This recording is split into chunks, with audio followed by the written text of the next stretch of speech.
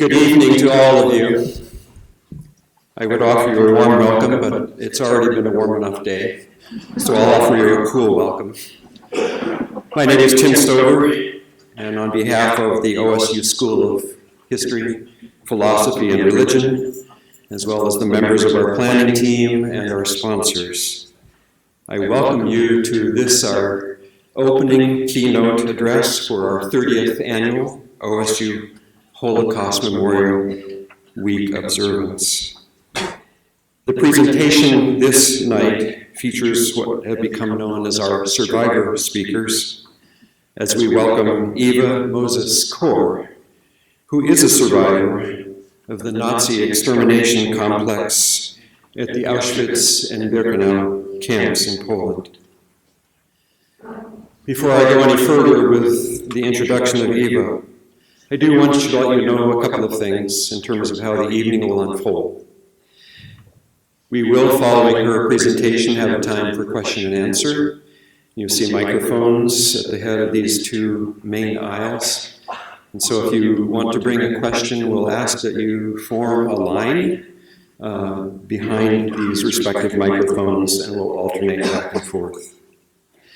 There will also be books and a video for sale in the lobby following. And once we finish the question and answer time, we will take Eva out there, and she will be signing books. And so that will be the place to meet with her. So thank you all for being here. That Eva Kor is a survivor is evident by the fact that she is sitting here present with us this evening. But by the close of her presentation this evening, I trust that it will also be obvious that in important ways, she is more than a survivor.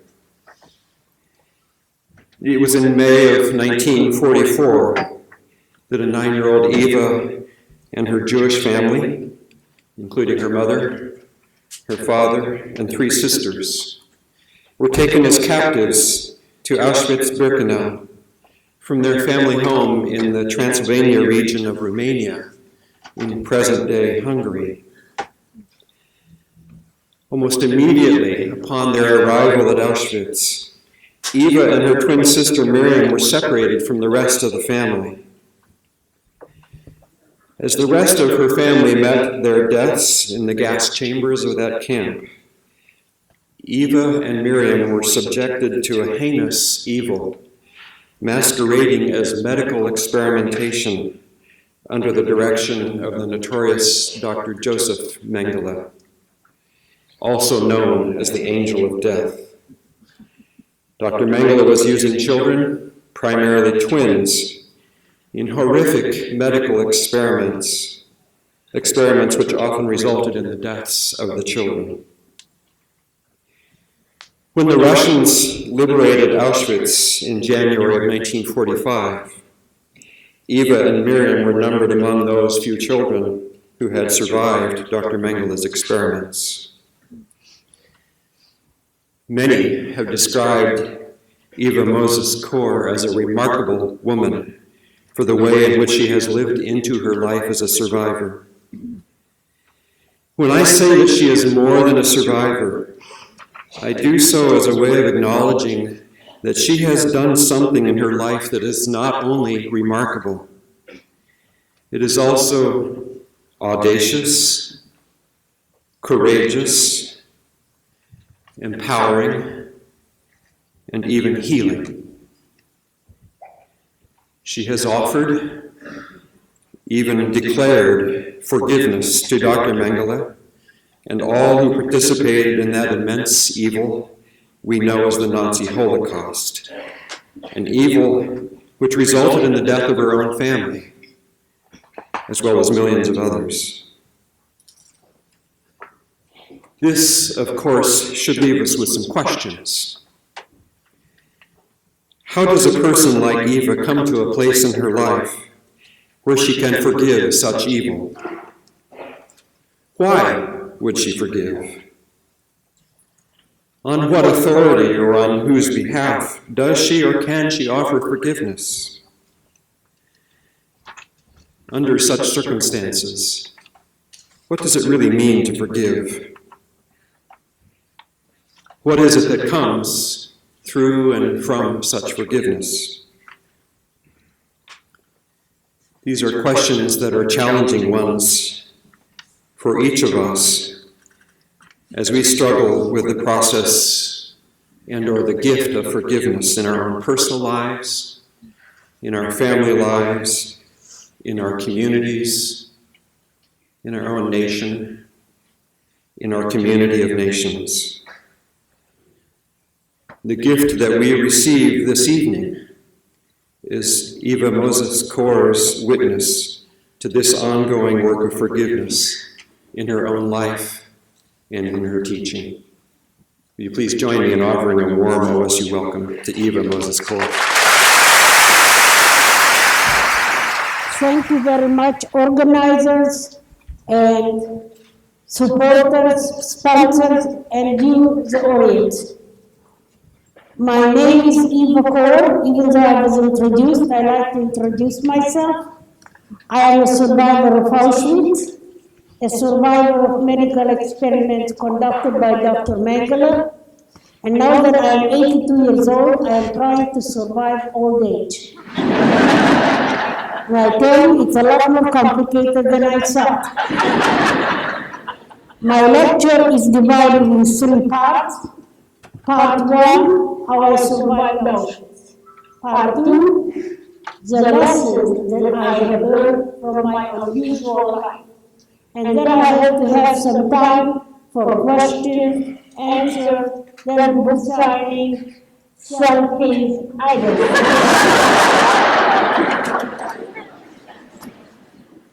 It was the dawn of an early spring day, May 72 years ago, our cattle car train came to a sudden stop.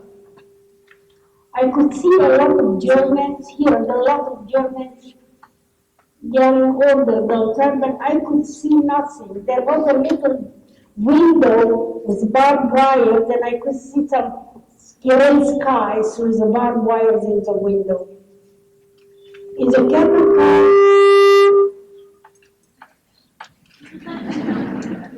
the cattle car, modern technologies. If you do not hear me, please raise your hand because I am not in charge of that situation. We were cooked like sardines and we have been traveling for 4 days. There was no room to sit. We were standing and leaning against one another. Among the 100 people in the cattle car was my father, Alexander Mozes, age 44, my mother, Jaffa, age 38, my older sister, Edie, age 14, my middle sister, Elise, age 12, and Miriam and I, we were 10-year-old twins. As soon as we stepped down from the cattle car onto a platform called the selection platform, because people were selected to live or to die. My mother grabbed my twin sister and me by the hand. We were her youngest children, and she hoped that as long as she could hold on to us, that she could protect us. Everything was moving very fast and very confusing. I have never remembered anything more confusing in my life. People were pushing, shoving, crying, yelling, guards, Nazi guards were giving orders, dogs were barking. What on earth is this place? So I looked around trying to figure out if I could figure out what this place was. And as I looked around, I realized that my father and 2 older sisters disappeared in the crowd. Never ever did I see them again. We were holding on to Mother for dear life as a Nazi was running on that selection platform in the middle of it, yelling in German, twins, twins. We did not volunteer any information. We had no idea what worked in this place. He noticed us because Miriam and I looked alike and we were dressed alike. He demanded to know from my mother if we were twins. And my mother asked, "Is that good?" And the Nazi nodded yes, and my mother said yes. At that moment, another Nazi came, pulled my mother to the right, we were pulled to the left, we were crying, she was crying. All I really remember is her arms stretched out in despair, and I never even got to say goodbye to her. I didn't really understand that this would be the last time that we would see her. I need to tell you something about the selection platform. Every year I go back to Auschwitz. That is a focal point of my tweet. This is a little strip of land measuring 85 feet long by 35 feet wide. A place that doesn't exist anywhere in the world, where so many millions of people were ripped apart from their family forever. This is a place when I remember my parents and my two older sisters the way I saw them for the very last time. Miriam and I were holding on to one another, not really knowing what would happen to us, when we became suddenly part of a group of little girls, all twins. In our group there were 13 sets of little girls between the ages of 2 and 16. I am sure that on that long selection platform there were little boy twins between the age of 2 and 16, because that is the way they kept us in our barracks, according to age and sex. But I was so traumatized by my abrupt separation from my family that I couldn't concentrate on anything else but my own problems. Our group, in addition to having 13 sets of twins, had a mother whose name was Mrs. Mengele. She was the mother of two 7-year-old twins. I knew her, she was my mother's friend. Our group was led to a huge building where our clothes were removed immediately and we sat naked for most of the day. At times, I closed my eyes, hoping that when I would open them, the nightmare would disappear. But the nightmare did not disappear. It was late in the afternoon when our processing began. We the twins were given short haircuts, the mother's head was shaved. Our breasts were returned with a huge oil-painted red cross in the back. The mother was given striped prison uniform, then they lined us up for registration and tattooing. When my turn came, and I was one of the last ones to be tattooed in that group. I was number 25, Miriam was 26, so I watched all these twins being tattooed. I decided that when they grabbed my arm, I would give them as much trouble as a 10-year-old could.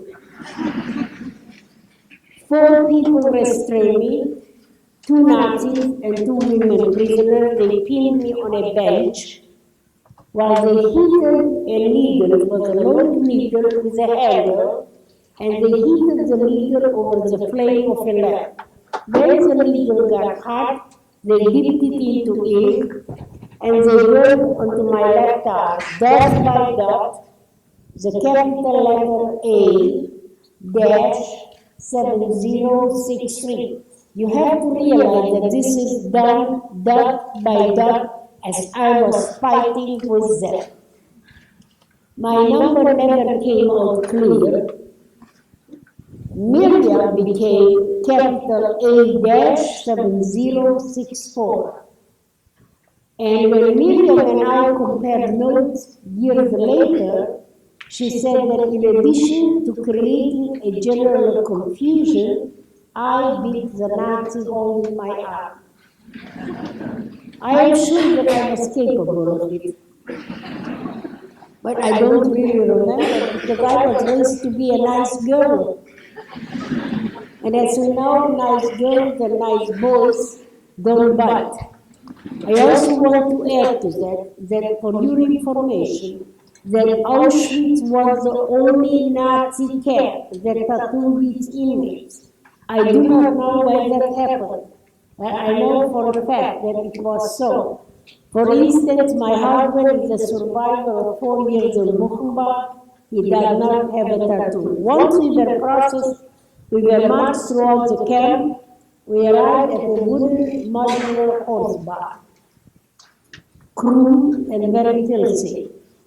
The barrack was divided in two by a brick bench. On each side of the brick bench there was a walkway and then the 3-story high wooden bunk beds.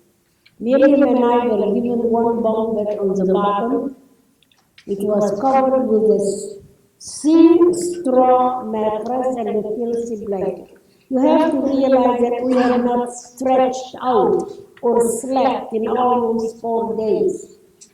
So we thought it would be nice to be able to stretch out and sleep. I kept tossing and turning. I was physically and mentally drained, yet I could not sleep. As I was tossing and turning, I noticed something big and dark moving on the floor. I counted them. When I got to 5, I jumped up screaming, "Mice, mice! Big mice here!"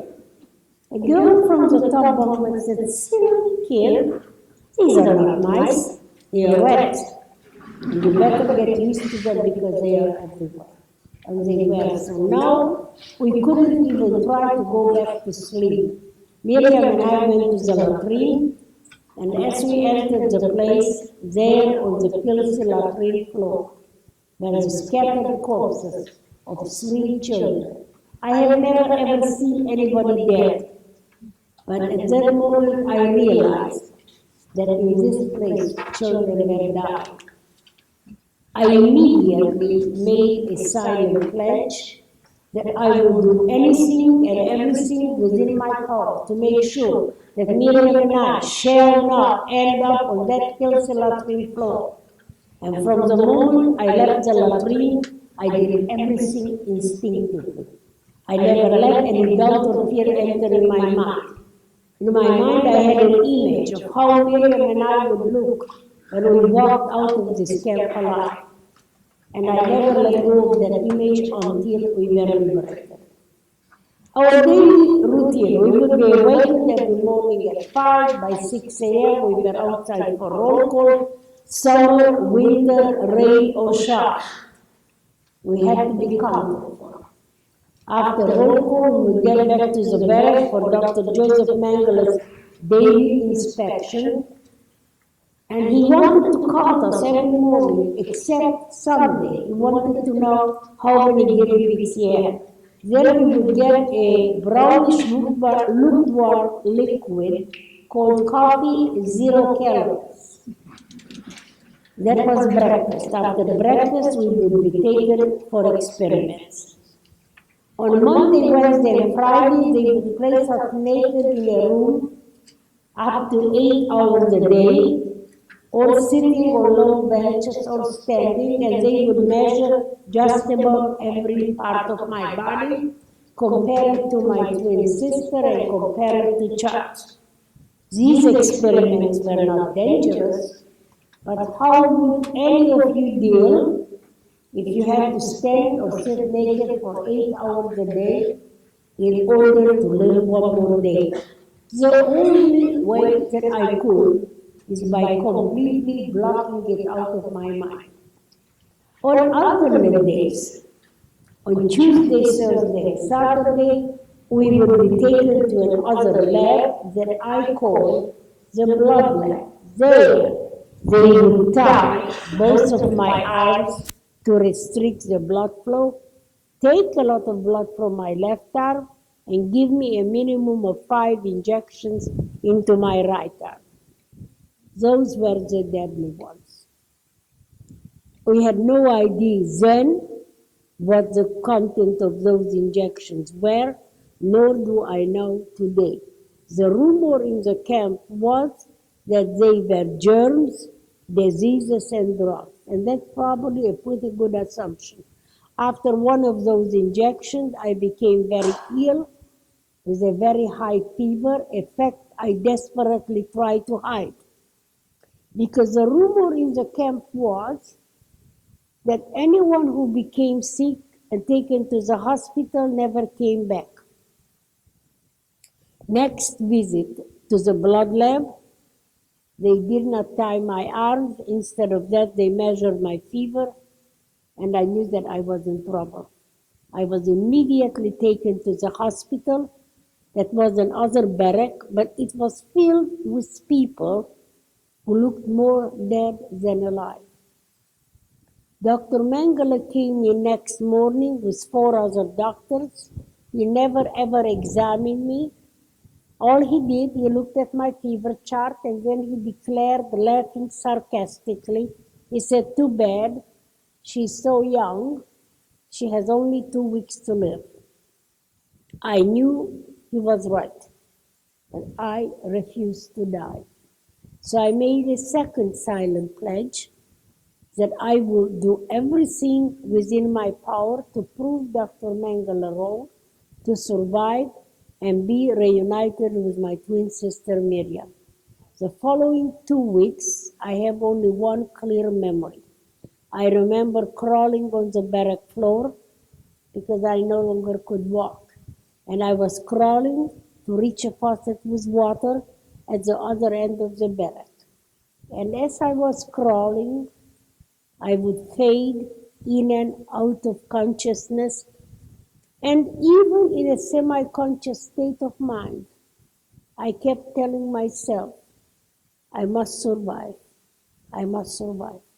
After 2 weeks, my fever broke, and I immediately felt a lot stronger. It took me another 3 weeks before my fever chart showed normal, and I was suddenly and miraculously released from the barrack that I called the barrack of the living dead, and reunited with my twin sister and the other twins. But the happiness of our reunion was short-lived. My twin sister Miriam looked very, very sick, and I could not understand what happened to her, and I asked her, "What have they done to you?" She said, "I cannot talk about it. I will not talk about it." And Miriam and I never talked about Auschwitz until 1985. In 1985, I said to Miriam, "Miriam, do you remember when I was taken to the hospital?" She said, "Yes, I do remember that." I said, "What happened to you while I was in the hospital?" She said, "For the first 2 weeks after you were taken away, I was kept in isolation with Nazi doctors studying me 24 hours a day, and they were waiting for something to happen. I don't know what that was, and I don't know what if it happened or it didn't happen." I told Miriam immediately it didn't happen. I spoiled the experiment. I survived. This was the same 2 weeks that Mengele said I would die. Would I have died? According to the Auschwitz Museum, Miriam would have been killed with an injection to the heart, and then Mengele would have done the comparative autopsies. My diseased organs, and Miriam was the control. I spoiled the experiment. As I learned from the Auschwitz Museum, Mengele used 1,500 sets of twins, which means 3,000 individuals.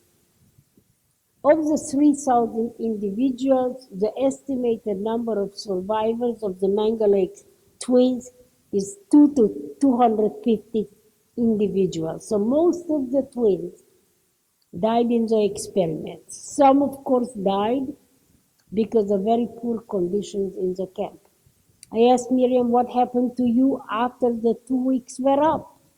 She said, "I was taken back to the lab, injected with all kinds of injections that made me feel very sick.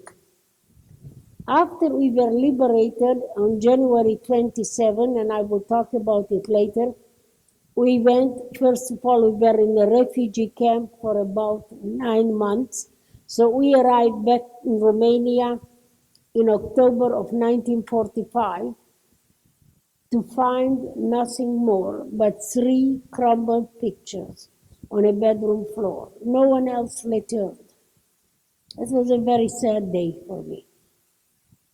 An aunt of my father's younger sister, Aunt Irena, took us in. She lost all her family, and she married a guy who lost all his family. The communists took over, and they had wonderful slogans, freedom, brotherhood, and equality, but none of it was true. But the slogans were so enticing that I joined the Youth Communist Party, and I had under my supervision 30 little pioneers with red neckties. Today is May 2nd. Yesterday was 68 years ago yesterday. I had to take my pioneers to a May Day parade. Communists have a lot of parades, and May Day is a big event. So at noon we had a picnic in the park, and then they told me that I needed to take my pioneers to a torch parade in the evening. I was 14 years old. I decided that we were parading too much, and I sent everybody home. Next day I was called into headquarters, and the director of the youth program said, "Where were you yesterday?" And I told him I thought it was more important to study than to go to one more parade. "What? You thought?" He began pounding the table. "When you are in the Communist Party, you are not supposed to think, you are supposed to follow orders." So I thought to myself, I am a survivor of Auschwitz. What can he do to me, right? I said, "Okay, if I cannot think, I do not want to be in your party." And the director said, "Okay, we are going to kick you out of the party, but then there is no school in Romania that you can attend." Then I understood what it meant to follow orders. At age 14, I still thought that I needed to study a lot. Reluctantly, I remained in the party, but I was never a good communist. My aunt said to me, "Eva, you always get in trouble. I don't know how you succeed, but you always get in trouble." So we applied for visas to immigrate to Israel. It took us 2 years to get our exit visa from Romania, and they didn't let us take any of our belongings except the clothes on our back. So we arrived in Israel wearing 3 dresses and a winter coat. I was not going to leave that coat behind. I stood in line for 20 hours to get that coat. So I was going to take it with us. In Israel, Miriam and I were sent to an agricultural school. There we worked 4 hours. We took care of animals. We grew peanuts, potatoes, tomatoes, oranges, and it was one of the best 2 years of my life. In my opinion, children who are traumatized, we should not have juvenile centers for them. We should have agricultural schools. When we teach a child to focus on an animal or growing somebody instead of worrying about themselves, it's very, very therapeutic. After 2 years, we were 18 years old and we were drafted into the Israeli army.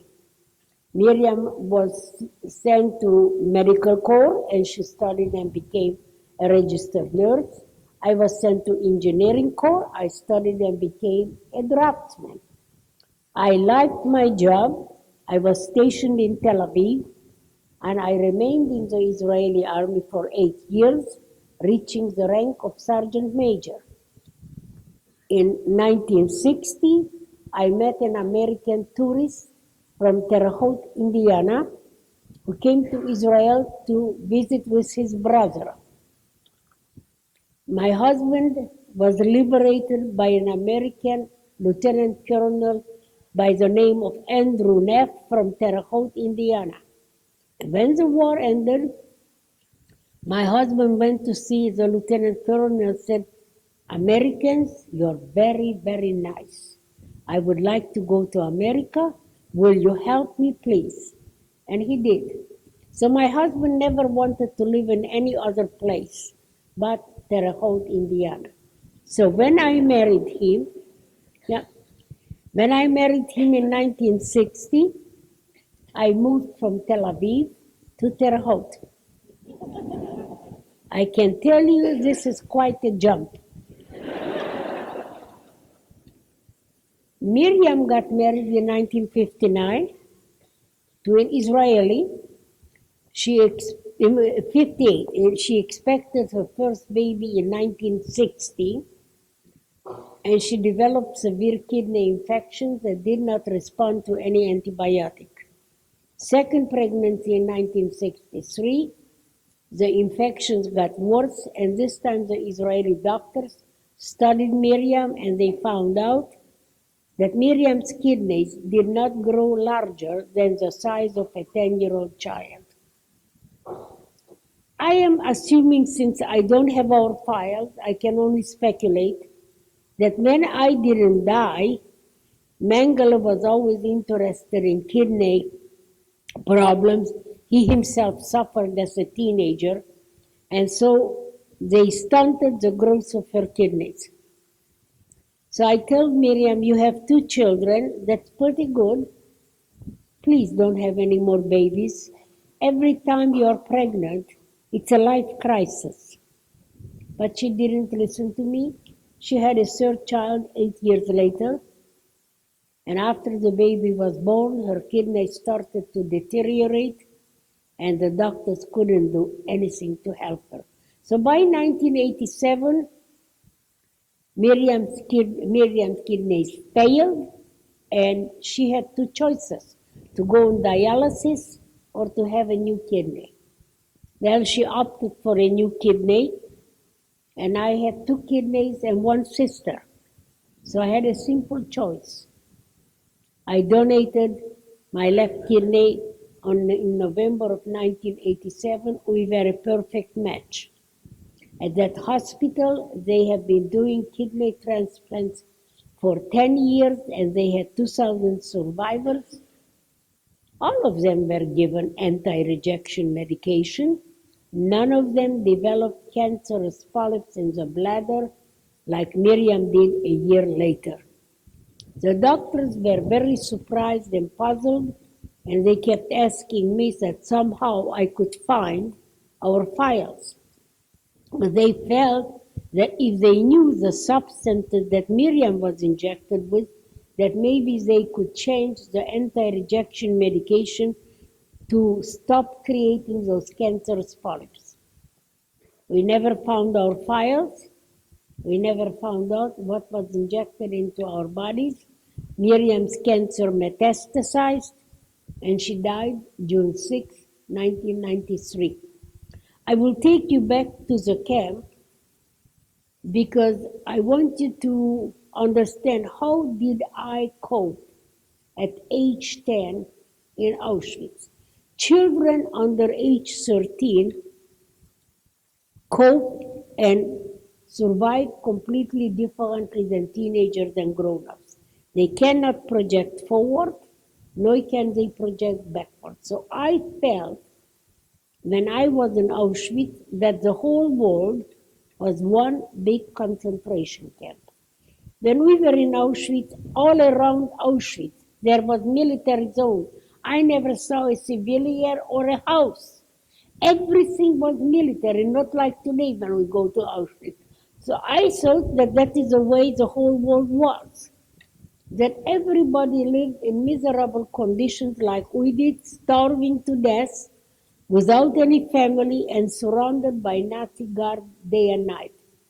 Until end of August of 1944. I saw an airplane flying over the Auschwitz skies. It was flying very low. I could see the American flag on one of the wings. That gave me hope that somebody was trying to free us. And hope in Auschwitz was in very short supply. I know the official statement from the United States government is that no airplanes ever flew over Auschwitz. 10 years ago, my husband came home and telling me that he met a pilot at his breakfast club who was a pilot flying over Auschwitz. I said, I must meet him immediately. And I did.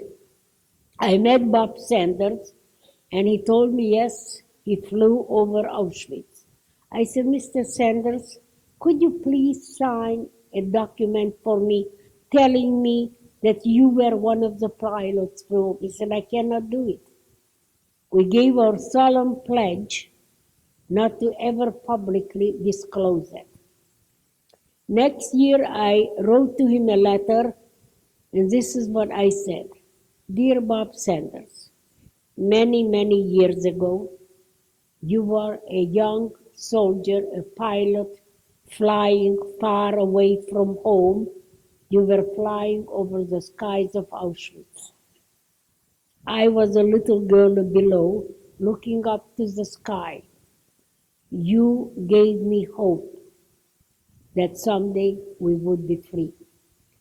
I want to thank all the veterans of World War II and all the veterans who served in the Army. Without you, none of us survivors would have survived.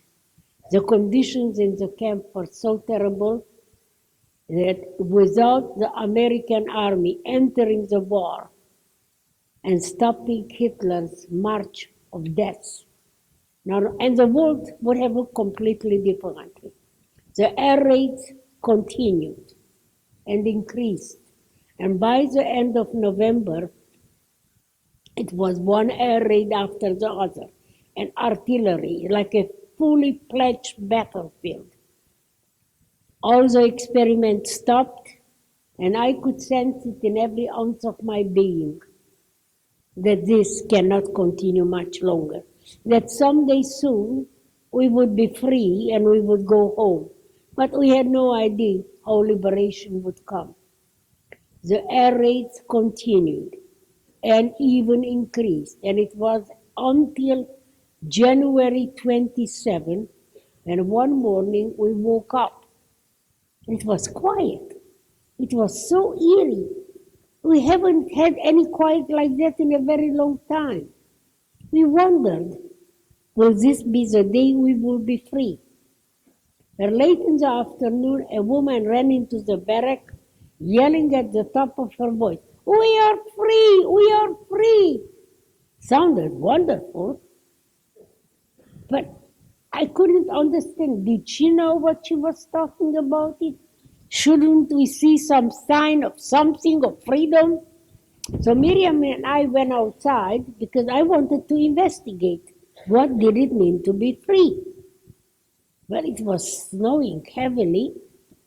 It took me a while to adjust my visibility to the poor conditions, and then at a distance, I saw lots of people. And they were all wrapped in white, completely white uniforms, raincoats, and they were smiling from ear to ear. I had no idea who they were, and it didn't really matter, because one thing was important to me, that they didn't look like the Nazis. We ran up to them. They gave us chocolate, cookies, and hugs.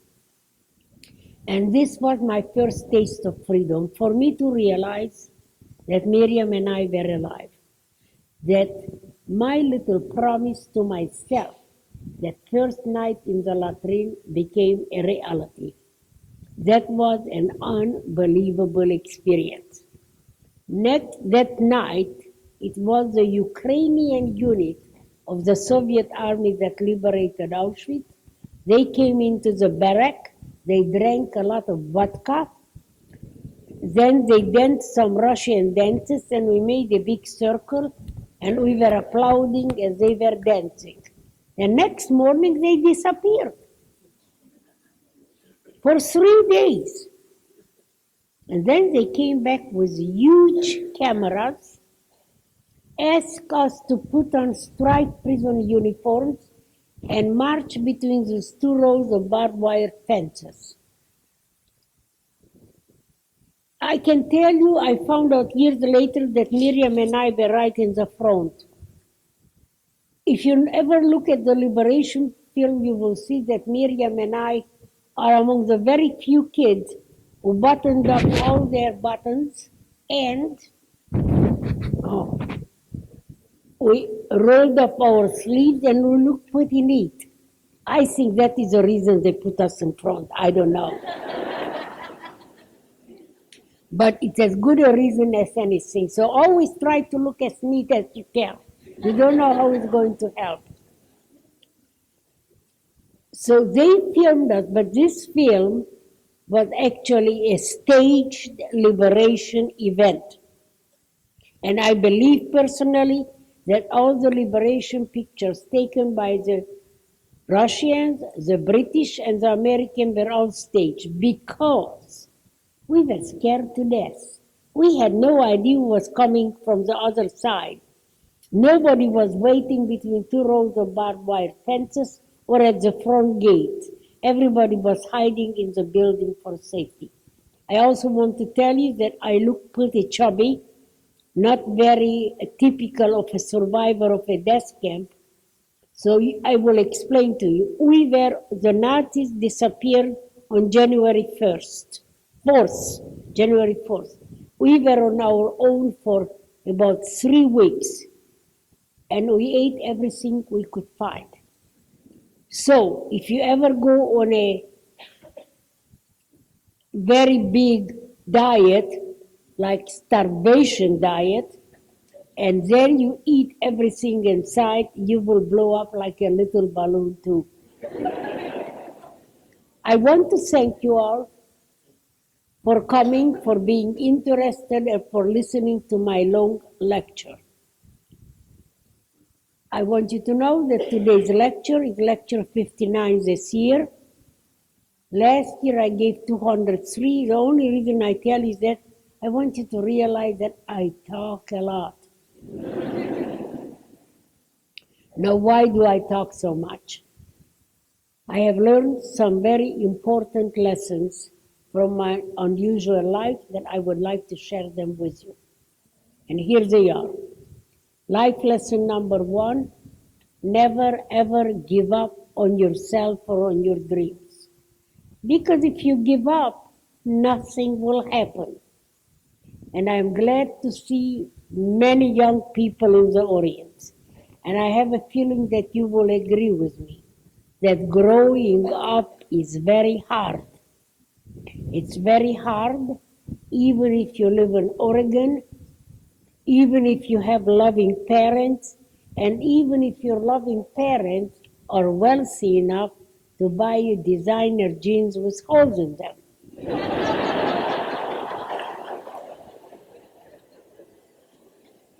Even then, every single one of you wonders, how on earth do I fit into this big mixed up world? Will I be able to accomplish in life what I set out to do? I can just repeat the words. If you give up, nothing will happen. On the other hand, if you keep hammering away at it, it is your wonderful mind that will come up with answers that will work. I had no idea how to survive Auschwitz. And there were no courses on learning how to survive it. Survival, the death was creeping up on us every time. I kept trying different things. And here I am, 71 years after liberation, very happy to be alive. Life lesson number 2, prejudice. What is prejudice? Prejudice means to prejudge people without knowing them. I call prejudice the cancer of the human soul. It will destroy the victims that is used against them, but in my opinion, it will also destroy societies that permit it to happen. I remember being a cute little girl. Why did Hitler hate me? I didn't do anything to him. It was very unfair, and prejudice is always unfair. Well, let's see, how was it possible for Hitler to rise to power? I will just give you a very brief. Number one was the Great Depression. In Germany, the unemployment was 33.5%. Hitler promised to his fellow Germans that he would improve their economy and get them jobs. And he could have done it because he started working on creating the German Autobahn or the superhighways and also the Volkswagen. But that was taking too long for him. So he decided to blame it on somebody, and of course he chose the Jews. Jews have been used as scapegoats by many countries in many human events, even though the Jews didn't do anything wrong. But nobody was going to stand up for the Jews, and that is what happened. Even today, the first people to be picked up to be victimized are the Jews. But that is what happened, and as I look around in the world today, prejudice is rampant. And I will confess to you that I am prejudiced. Now, not against any race, religion, or ethnic groups. And this is a college orient, but when I lecture in high school, I feel like I am entitled to tell them that I wish that all schools, teachings grades 1 to grade 12, that young people would wear uniforms. And I know nobody likes uniforms. When I talk to these young people, I said, do you know why you go to school? All of them say yes, to learn. I said, no, this very tight, skinny jean that you should have bought it 2 sizes bigger than it is, because there is no room for any imagination. Everything is clear. Or the low-cut blouses that young girls wear who want to flaunt what they have or they wish they had, I don't know. I think, how does that help you learn? How many of you, as them get to class and check out the other students to see what they wear and how they look? That is not your job. You go to school, in my opinion, to improve your wonderful mind. And I would like to tell you that I have a big request to you, particularly to young people who are growing up. I want you to be the best you that you can be. That means you study everything that you can. You can also improve the world just by at times cleaning trash around your surrounding, or say hi to somebody, be kind to other people. All it takes a little bit of kindness and you make the world better. But if you become the best you, I can tell you that I believe that I am the best me that I can be, and I like who I am. That is a big compliment, because I didn't always like who I was. So if you like who you are, and you are the best that you can be, you are going to be very happy. That is the formula to being happy. Your parents and your relatives and your grandparents will be very proud of you. And your community will be enriched by your presence.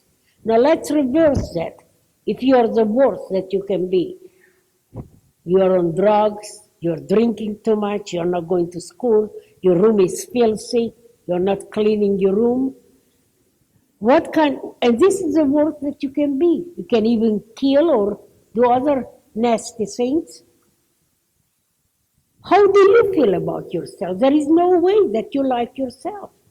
And of course, your parents are devastated, and your community is very much hurt by your behavior.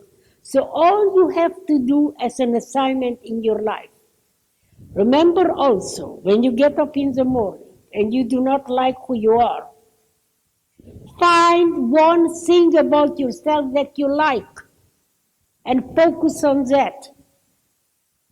Because you cannot be anybody else but who you are. So try to improve that you to the best of your ability.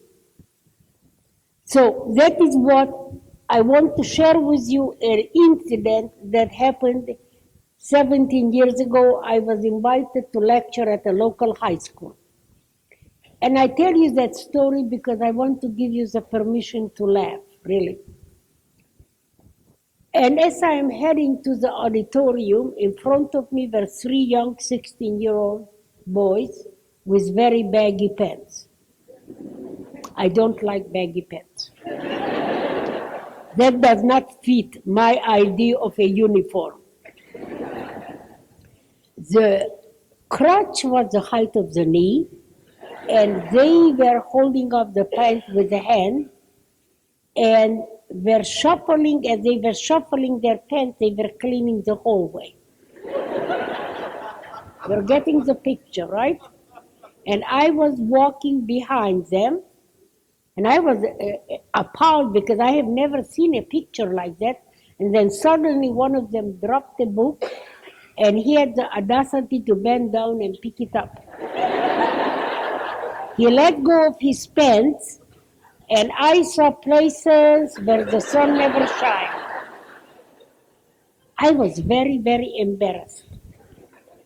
Then I realized that this school is in my county and my tax money helps support it, and whatever happened to dress code. So I went up to the teacher who invited me and told him what happened, and I said, these three boys look like bums, and they probably were all drug addicts. And he said to me, no, these three boys are very good students and they have never used any drugs.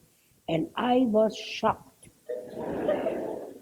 I realized that even though I don't like these styles of clothing and I don't like them, I don't like the tight jeans, I don't like the low-cut blouses, I don't like a few other things, but particularly baggy pants.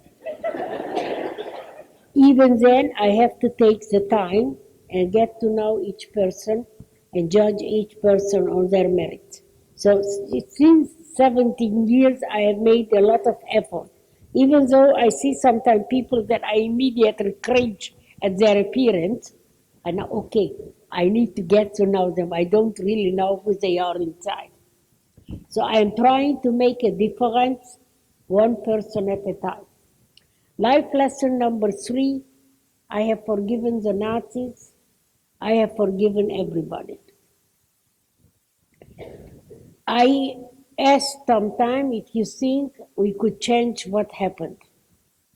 And you know, nobody can change what happened in the Holocaust or any other tragedies.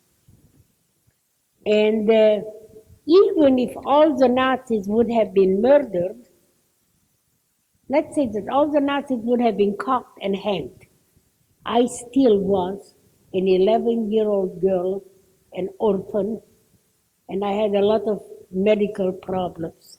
So that didn't change my world. If anybody would have asked me 23 years ago, if I was going to forgive the Nazis, I would have told you, please find a really good psychiatrist because you must be crazy. I was a very good victim. What does that mean? I was very angry with the world and I hated everybody. And nothing changed in my life until Miriam died. I came home from a real estate open house on a Sunday afternoon. There was a message on my answering machine from my brother-in-law telling me, I'm sorry to inform you, but your sister died. I immediately picked up the phone, called Israel, and I told him I have never ever buried any member of my family. I wanted to bury my sister. I wanted to say goodbye to her. And I even wanted to say goodbye to my kidney she was taking with her. But my brother-in-law said he cannot wait for me because the funeral is in 10 hours. Israel is 7 hours ahead, and I was just in January in Israel. It took us 10 hours, non-stop flight from Newark, New Jersey to Tel Aviv, Israel. So there was no way for me to get there, and I was left with a lot of pain. I would wake up many nights suffocating, and then I couldn't fall back asleep. I could feel the way Miriam died. Her lungs were filled with cancer, and twins in some strange circumstances can experience what the other twin did. I knew that eventually I would do something in her memory. That is my way of coping with pain always. So 2 years later, I opened Candle's Holocaust Museum in Terre Haute, Indiana, and my nightmares disappeared. 1 month after Miriam died, unrelated to her death, I received a telephone call from a professor, Dr. John Michalczyk at Boston College, who told me that he has heard me speak at a medical conference at Boston School of Medicine, and he wanted me to come and lecture to some doctors. And he said, by the way, when you come, it would be really, really nice if you could bring with you a Nazi doctor. I blurted out immediately, where on earth do you think I could find one of those guys? They are not advertising in the yellow pages. So he said to me, okay, Eva, you like to joke a lot, think about it, maybe you come up with some kind of an idea, and I did. Next day, I remembered that the last project that Miriam and I worked on was a documentary done by a German television about the Mengele twins, and in that documentary that aired in March of 1992, there was a Nazi doctor from Auschwitz, and he was a friend of Mengele. So I figured he might be still alive. I faxed a letter to Germany, to the television station, and asked them to give me Dr. Munch's telephone number in the memory of Miriam, because they refused to give it to me in 1992. I received the telephone number, we contacted Dr. Munch, and he said he was not willing to go to Boston, but he was willing to meet with me at his house in Germany. Now I was getting ready to go and meet a Nazi doctor. You have no idea how scared I was.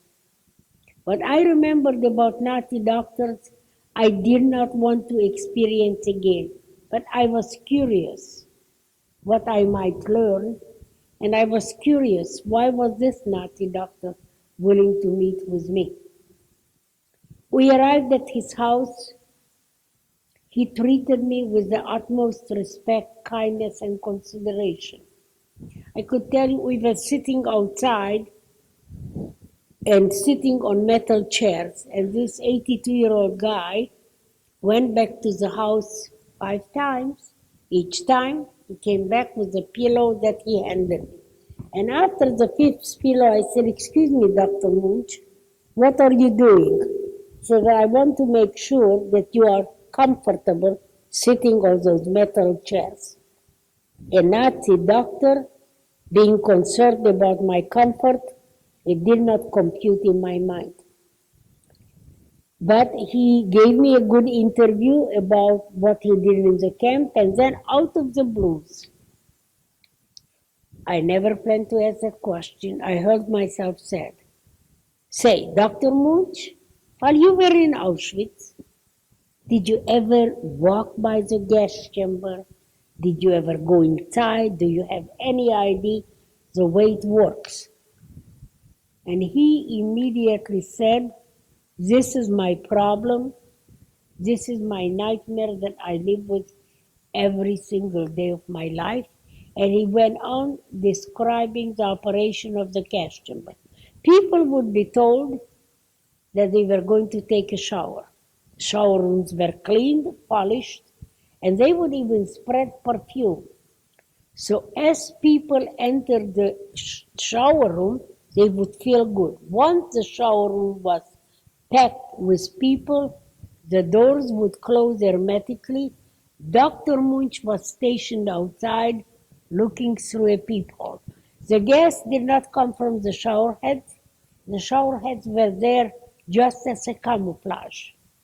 Zyklon B, and you can Google it. It's pellets of white gravel. That's the way it looked. They were stored in canisters, and the canisters were opened outside the roof, and they dropped through holes, vent-like holes, and they fell to the floor.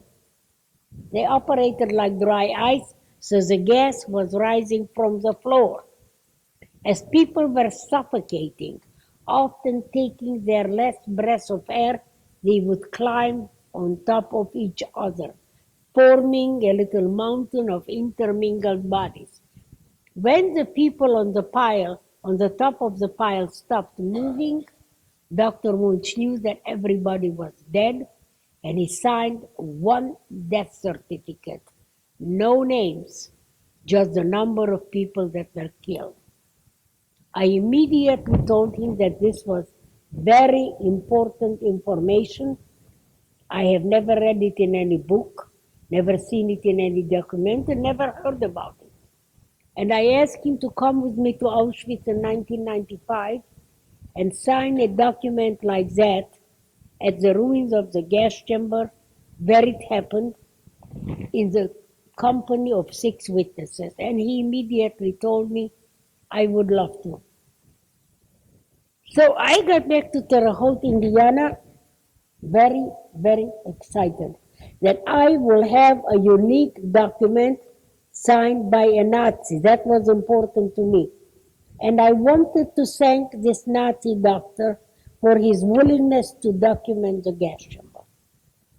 I did not know how to thank a Nazi doctor. I did not want to tell anybody, not my friends or family, because I knew they would try to convince me not to do it. And I didn't want anybody telling me not to do it. I didn't know how to find a gift, for I went to the local Hallmark shop and I went to a section called Thank You Cards. And I began reading card after card after card for 2.5 hours. 2 ladies came up to me. You've been reading those cards for a long time. Are you finding what you are looking for? I said, not really. Well, what are you looking for? Maybe we can help you find it. I said, no, thank you very much. I left the card shop. But I could not give up my idea of finding a meaningful gift for Dr. Munch. So I went on to my life lesson number 1. Never ever give up. For the next 10 months, while I was cooking, cleaning, doing the laundry, driving the car, when my mind wasn't too busy, I brainstormed by myself. Lots of ideas popped into my mind, until 10 months later, a simple idea.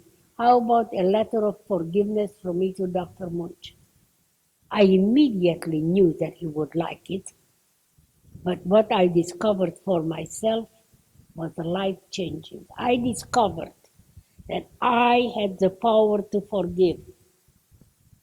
No one could give me that power, and no one could take it away. It was all mine to use it in any way I wish.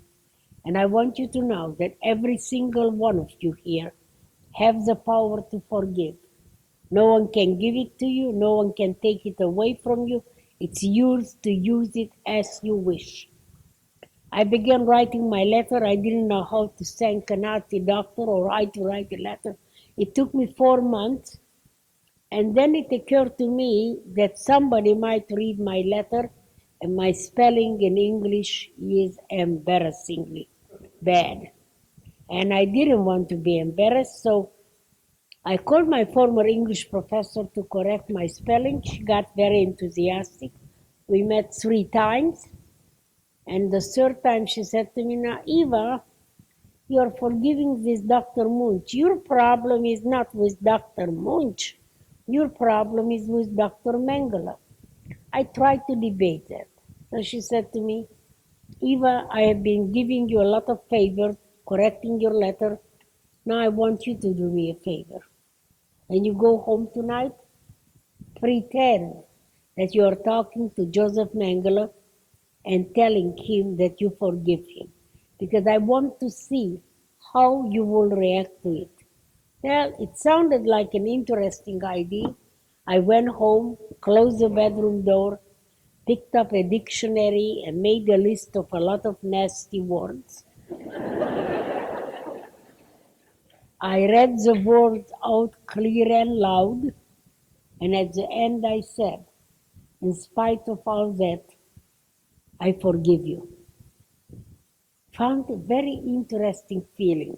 Wow, this is my last interaction with Josef Mengele. And there's my forgiveness he can never erase. It will stand forever. I wasn't hurting anybody, so I reasoned why couldn't I forgive him.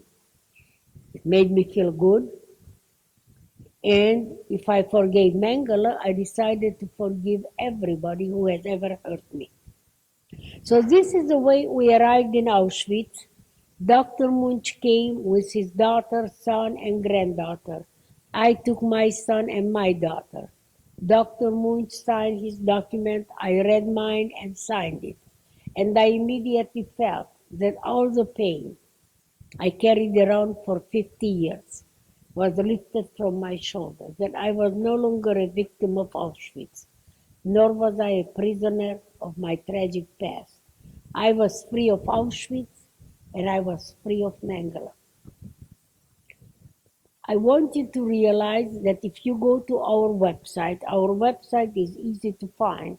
Google Eva Kor, the first thing will come up is Kendall's Holocaust Museum. And go to Education Center, you will find these documents and you can download them.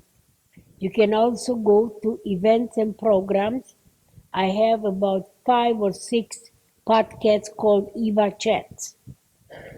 And I want you to know I like to tweet a lot. I'm a big tweeter. And you can tweet in 140 characters.